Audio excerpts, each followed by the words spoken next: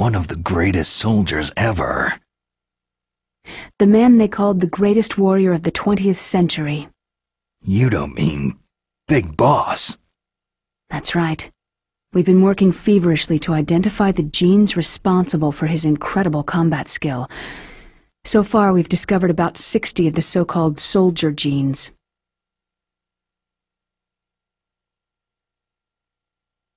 So his body was recovered after all.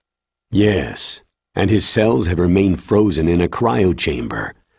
His genetic information is a priceless treasure to mankind. Priceless to the military, perhaps. His body was burned severely, but it was possible to restore his DNA profile from just a single strand of his hair. Oh, heck, it's like some kind of dinosaur theme park. And you're gonna put these genes into soldiers? Yes. We'll use a process that I discovered called gene targeting. The strongest soldiers don't become what they are by acquiring their skills through training or experience. We now know that hereditary factors are far more crucial for creating superior soldiers. Snake, we can't hand over his body. It's more strategically important than any weapon of mass destruction. I hear the terrorists are calling themselves the Sons of Big Boss.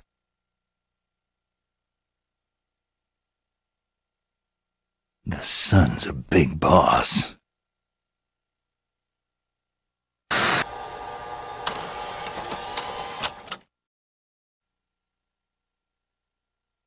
Tell me about these next-generation special forces.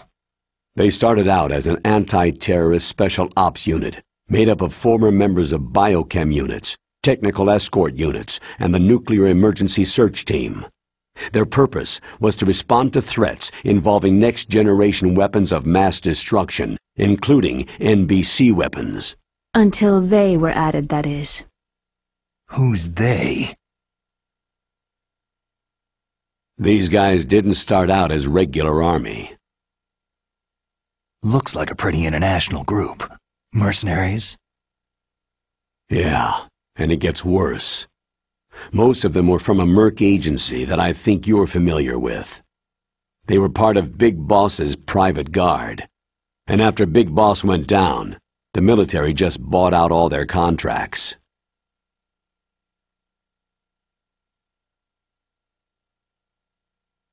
Outer heaven. After that, they were merged with our own VR unit Force 21 and retrained. If you ask me, these so-called next-generation special forces should be called simulated soldiers. They have no real battle experience. Soldiers of the video game generation, huh? Don't forget they've all been strengthened with gene therapy. They carry genes which make them excellent soldiers. Don't get careless just because they don't have much experience. I thought international law banned the military use of genetic therapy. Yes, but those are just declarations, not actual treaties. The interesting thing is that nearly every member of the unit conspired in this attack.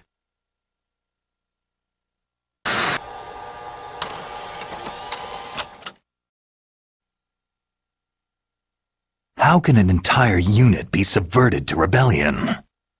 They're calling it a revolution. Since they all went through the same gene therapy, they probably felt closer than brothers. They see the unit as their only family. The Sons of Big Boss. But if they were regular army, they must have been interviewed periodically by army counselors. According to their files, they all got straight A's on their psychological tests. They all seemed like fine, upstanding, patriotic soldiers.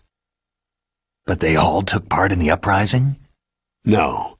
Several people didn't show up on the day of the exercise. That's why there was a resupply of troops. Was there any sign recently that something might be wrong? There was a report a month ago that they were acting strangely. Apparently they consulted classified information about the soldier genes and performed their own gene therapy experiments. They can do that, even without you? Well, our gene therapy process is almost completely automated, and besides that, they're all geniuses with IQs over 180. Even the existence of this genome army is a national secret of the highest order. We had been hoping to investigate this thing quietly and deal with it behind closed doors.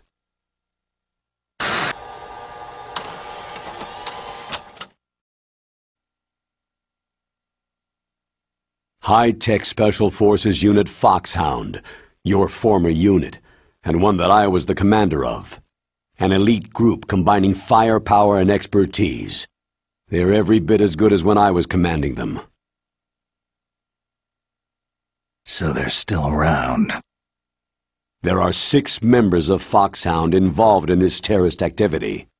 Psycho Mantis, with his powerful psychic abilities. Sniper Wolf, the beautiful and deadly sharpshooter. Decoy Octopus, master of disguise.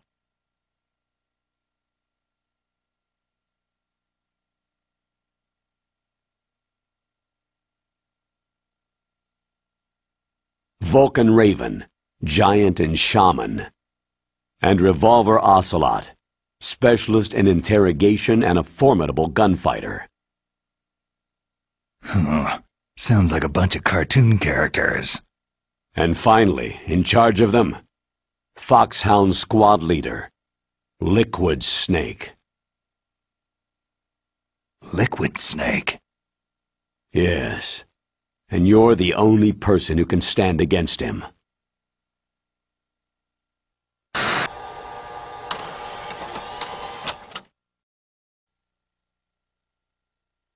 Liquid Snake? Liquid Snake. The man who shares your code name. The solid versus the liquid. Tell me what you know. He fought in the Gulf War as a teenager. The youngest person in the SAS. His job was to track down and destroy mobile Scud missile launching platforms. You were there too, I believe. Didn't you infiltrate Western Iraq with a platoon of Green Berets? I was just a kid myself back then. The details are classified, but it seems that originally he penetrated the Middle East as a sleeper for the SIS. He was a spy for the British Secret Intelligence Service? But he never once showed his face in Century House. He was taken prisoner in Iraq, and after that there was no trace of him for several years. After you retired, he was rescued and became a member of Foxhound. I thought that by the time I left, they were no longer using code names. I don't know his real name. That information is so highly classified that even I can't look at it. Here's a photo of him.